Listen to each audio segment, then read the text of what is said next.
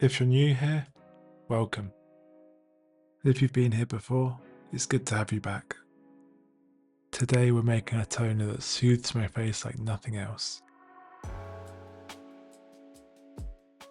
And to make this we'll need about a handful of kale, some rose water,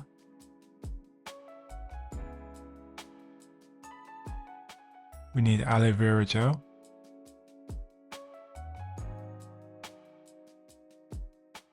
and a little bit of honey. Our first step is loading the blender up with the kale, and we'll also be adding rose water. You'll want to add as little rose water as possible. We need to add just enough so that the blender can actually work while still giving us a concentrated mixture. Rose water smells great and it helps with any redness I get on my skin. We all know kale is healthy, but what about for skincare? Kale contains vitamins A and C, which are essential for maintaining good skin, and carotenoids to battle environmental stress. It also supports hydration for the skin. The next step is separating the liquid.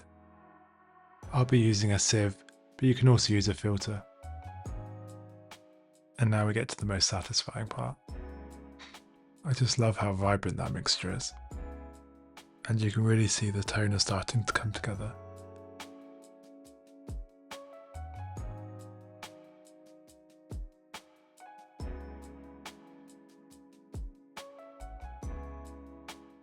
Next up, we'll need to add some aloe gel.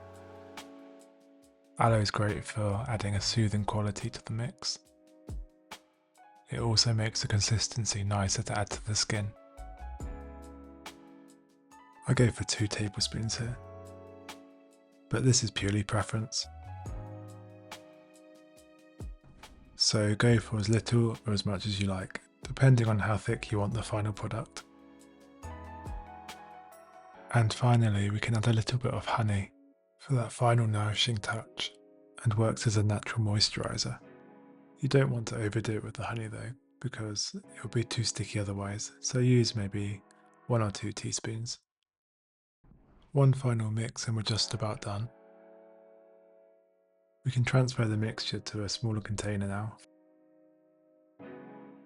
The mixture doesn't last too long because there's plant matter involved, so it's a good idea to freeze it in small batches, and an ice cube tray is perfect for this.